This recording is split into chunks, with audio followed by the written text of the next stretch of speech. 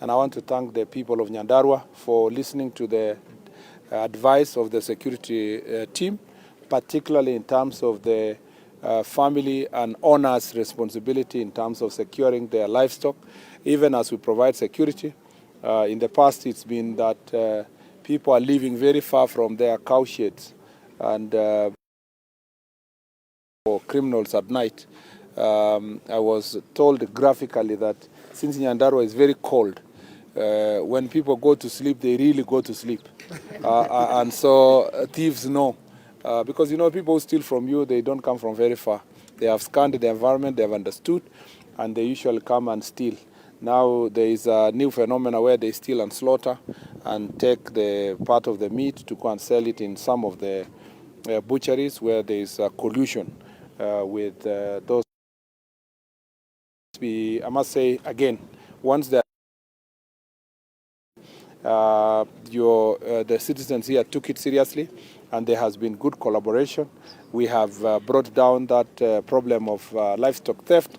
You know that one of the police stations was banned in Donyenjeru, and part of the reason was because there was an irate mob, members of public, as a result of the suspect we were holding. The contributing factor was also the presence of those suspects who were thought to be cattle thieves, and citizens had lost faith in the judicial system. I want to say that no one should take law into their own hands. It's important to allow those suspects to be taken to a court of law. In the process of their interrogation, it helps us to appreciate the depth and the network that works together to perpetuate livestock theft. So it's important also, based on our constitutional order, for our citizens not to use mob justice. It's important to take all these suspects to a court of law.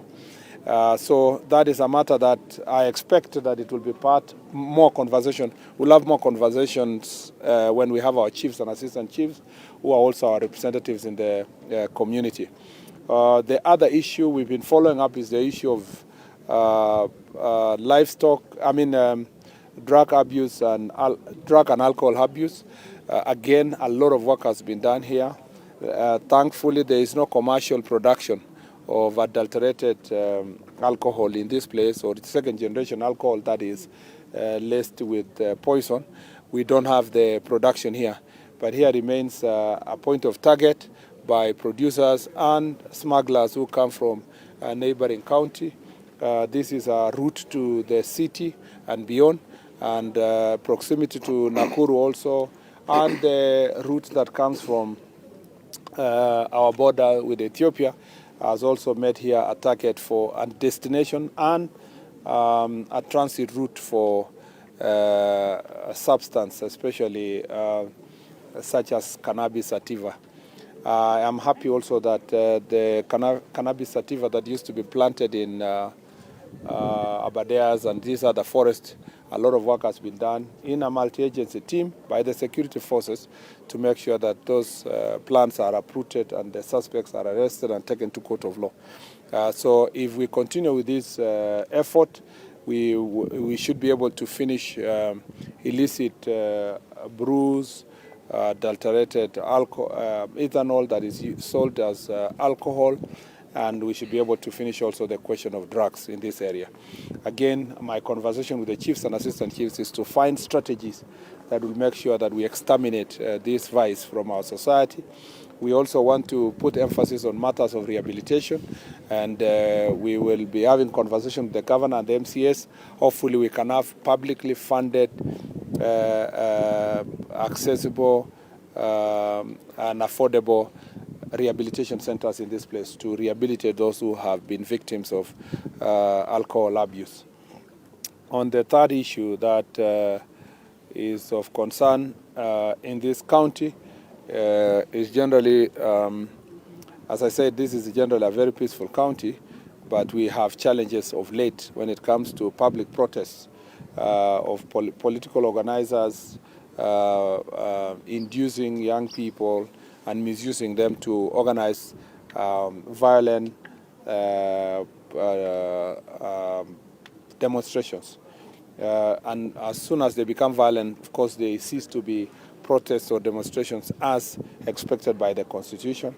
And I'm glad that also the law enforcement agencies have taken very firm action against those who burned property, burned vehicles, burned the police stations, destroyed property. And going forward, we believe that anyone who will be organizing protests or demonstrations as enshrined in our Constitution will have to work with the police officers, and they must act peacefully. As I said before, we will act decisively. We will charge everyone. I saw some people complaining somewhere yesterday that we are charging people with charges of terrorism. If you burn a police station, you burn government cars, whether it's county or national, you burn police office, you burn somebody's supermarket, there is no other charge that we can bring before the court. The best charge at that point in time is those related to terror, because that is exactly what you are doing. Other than that, I think most of the other issues we are going to have a robust, open conversation with our chiefs, assistant chiefs, OCSs, and the members of public. And we believe that out of that conversation, we will have something to share also with the members of public and on the way forward in terms of law and order in Nyandarua County. Asante sana. I'll take about I'll 3 questions. Yes, please. So I'll start with you, and then we'll go to 3 others. My name is Francis Wawira from Kameme TV. Okay. In Nyandarua County, there has been rampant cases of femicide. Have you been? Oh yeah, sorry. On that? Yeah. Answer all of them. Tomorrow there is an expected meeting at Kamukunji. Has the government given the reference to the DCP party and his allies? First of all, let me say that we have, as this county, I forgot to say this, we have cases of homicide, suicide, rampant cases. It is related to mental health issues, and we are actually trying to find better ways of addressing this, because it is contributed by societal and social issues, and particularly where cases are related to femicide and gender-based violence. We must deal with it as a society. In fact, one of the conversations we'll have with the chiefs and assistant chiefs is how best to confront the question of gender-based violence, femicide, issues of sexual assault and defilement. All those issues are continue in society. It has led to, there is a level of cover in, acceptance, or there's a great extent, this, I'm looking for the right word to use, but let me say that to a great extent it's because of society is compromised in terms of their values. Particularly when a woman is beaten or women are beaten, there are still people who believe that someone has a right to beat his wife. And also the cases also involve men. And I have told and I will be telling the chiefs and assistant chiefs, and I've told them elsewhere, these cases cannot be resolved using chiefs baraza. These are people to be arrested and taken to court of law. We must meet the highest punishment on them, and we encourage families to come out, particularly family members who are covering up for cases of defilements and incest. We must be able to bring them out, and that's the conversation we'll have with the chiefs. But also we need to invest as a society on mental health issues. We need to, there was a time that it was a taboo, and you felt ostracized when you spoke about your mental health challenges. People need to embrace the fact that the same way you can get flu, the same way you can get malaria, the same way you can get diabetes or any other disease, also mental health is a disease like any other disease, and it's important to seek for help, medical attention. And maybe that's an area also we will collaborate with the counties, because they have the medical facilities of last mile, to make sure that people are also, we create more awareness on mental health. and deal with those issues. Any person who would like to have any rally, public baraza, as long as it's peaceful, the police will provide security. And it's important that they give the necessary notification. If they have given the notification, of course, we have absolute no issue with any person, any political party, any politician calling for a meeting. Just need them to notify the police, and they must ensure that their meeting is peaceful and does not lead to situations of disrupting the peace for others, or burning of property, or looting, or violence. The rest, with proper notification and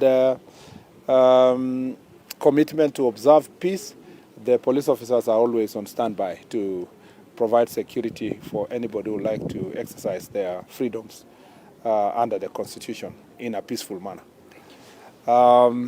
Yes, madam.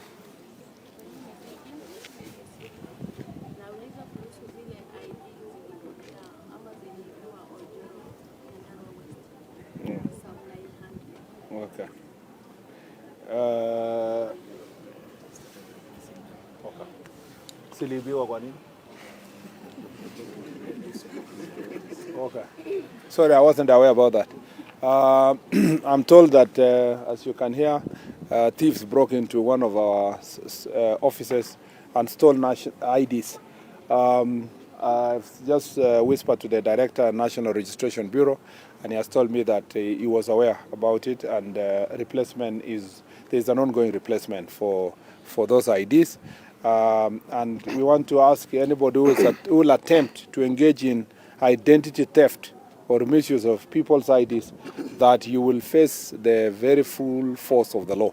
And therefore, it's important that if you find anybody's ID, return it to the person, or leave it to the nearest police station, or to the chief or an assistant chief.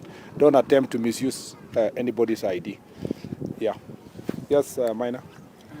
I will finish up with you. The question is on yesterday's human rights activist presses in Nairobi. As you've said, some of them have even claimed that on July 15, you're on record saying 1,500 young people had been arrested for various charges, accusations of arson, and what kind of the violence.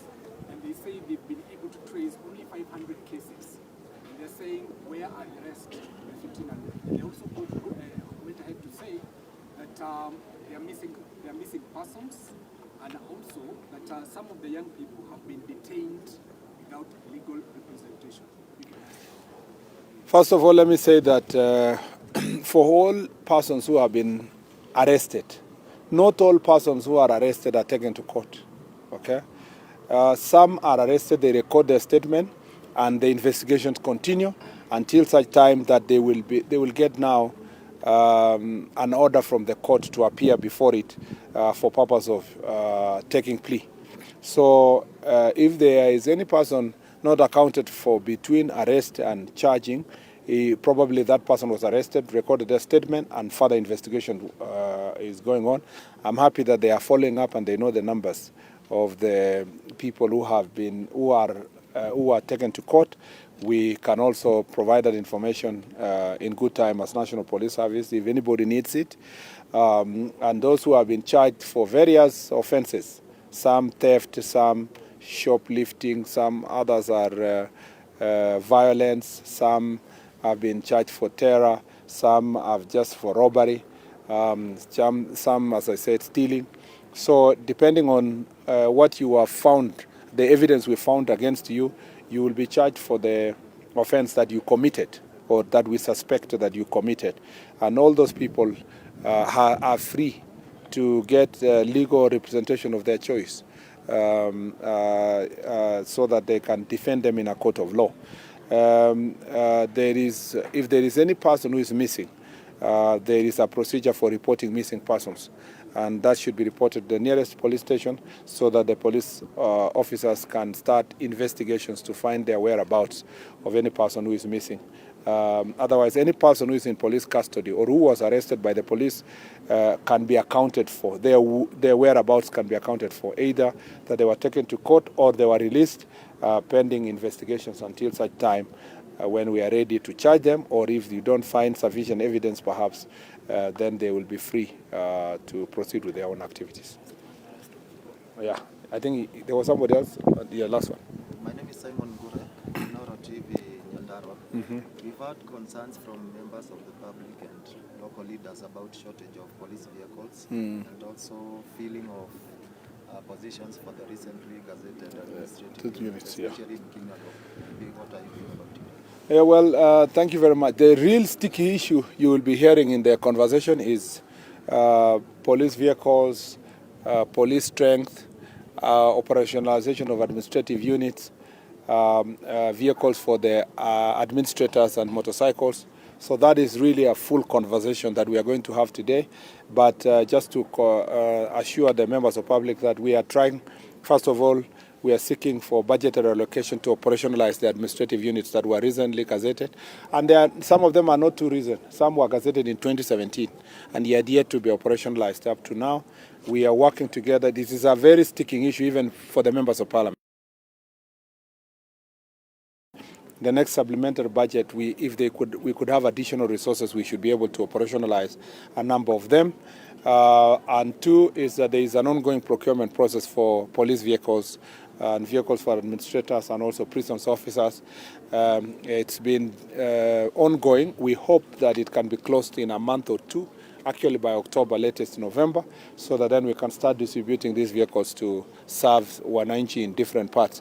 I'm glad that wananchi appreciate the services that police officers offer beyond just their call of duty.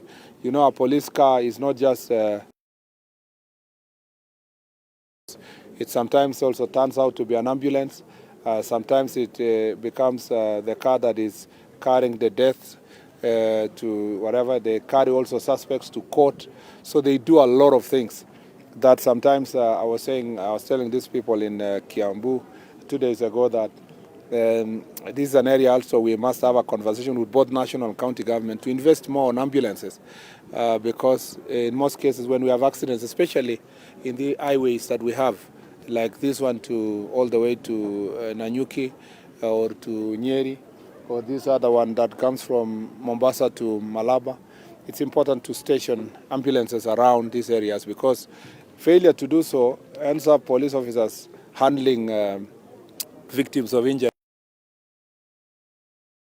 We need ambulances in other places so that they can serve. So there can also be collaboration to help. The reason why you see citizens are very appreciative of the police vehicles is because they are multi-purpose in societies and around the corner. That is appreciated. Thank you for having us. Governor, unless you want to say one thing.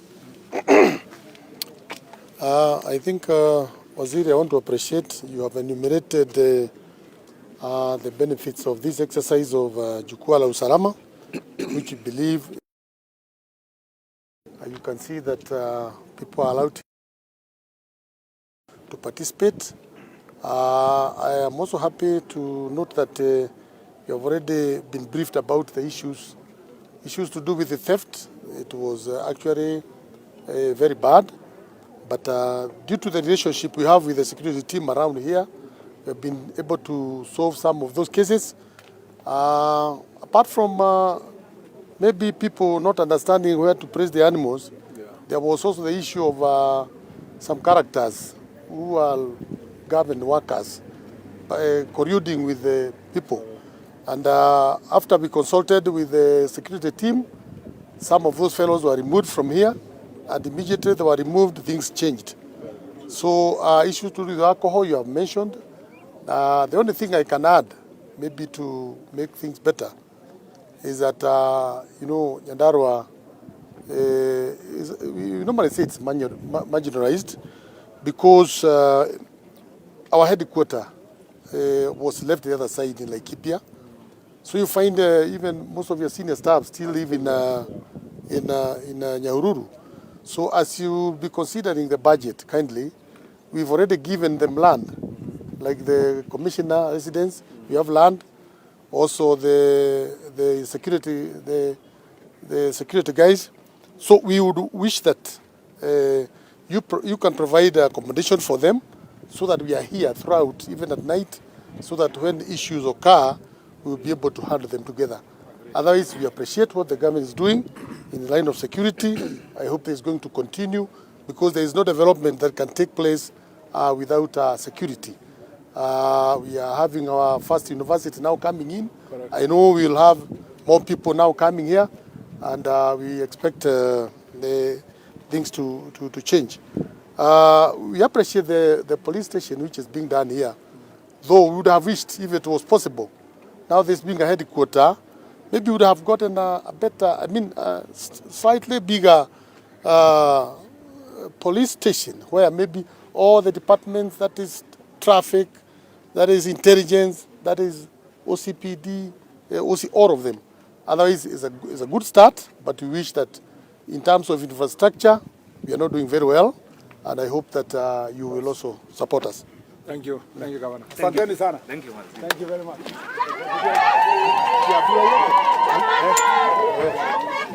Yes.